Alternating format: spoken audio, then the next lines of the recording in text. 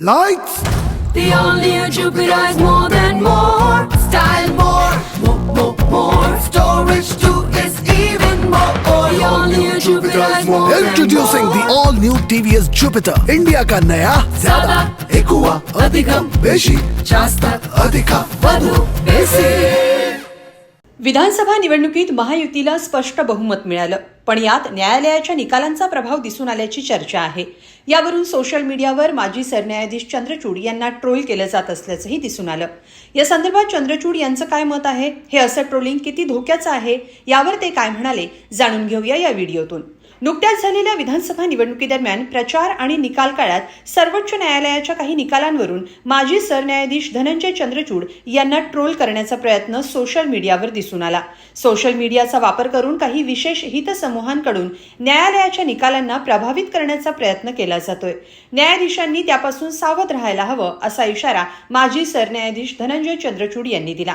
राज्यघटनेशी संबंधित एका कार्यक्रमात ते बोलत होते. ते नेमकं काय म्हणाले, जाणून घेऊया ग्राफिक्सच्या माध्यमातून. धनंजय चंद्रचूड या कार्यक्रमात म्हणाले की काही विशेष हितसमूह दबाव आणून निकाल प्रभावित करण्याचा प्रयत्न करतात. कोणत्याही निर्णयाचा आधार काय आहे हे प्रत्येक नागरिकाला समजून घेण्याचा अधिकार आहे. तसंच निर्णयावर स्वतःचं मत व्यक्त करण्याचाही अधिकार आहे. मात्र त्या पलीकडे जाऊन न्यायाधीशांना लक्ष केलं जातंय. तेव्हा प्रश्न पडतो की हे खरंच अभिव्यक्ती स्वातंत्र्य आहे का, की यातून एक गंभीर धोका निर्माण होऊ शकतो. कॉलेजियम पद्धतीबाबत गैरसमज आहेत, मात्र न्यायाधीशांच्या ज्येष्ठतेचा प्राधान्यानं विचार करायला हवा असं चंद्रचूड म्हणाले.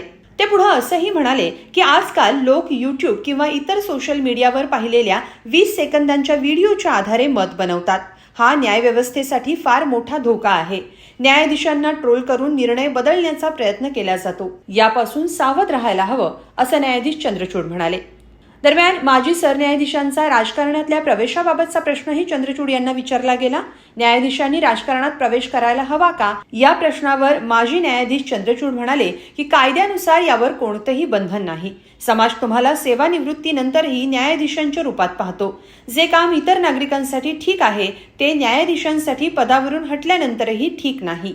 माझं काम आणि न्यायपालिकेच्या प्रामाणिकपणावर संशय निर्माण होईल असं कोणतंही काम मी 65 वर्षांचं झाल्यानंतरही करणार नाही असं सांगत आपण राजकारणात प्रवेश करणार नसल्याचे संकेत त्यांनी दिले. एकंदरीत निवडणूक निकालाबाबत बोलताना ट्रोलिंगच्या माध्यमातून न्यायव्यवस्थेबाबत जे चित्र निर्माण होतंय ते समाजासाठी धोकादायक आहे असं चंद्रचूड यांचं मत आहे. सोबतच न्यायव्यवस्थेचे निकाल बदलण्याचे या ट्रोलिंगच्या माध्यमातून प्रयत्न होत असल्याचंही चंद्रचूड यांनी म्हटलंय. तुम्हाला याबाबत काय वाटतं, कमेंटमध्ये नक्की लिहा. धन्यवाद.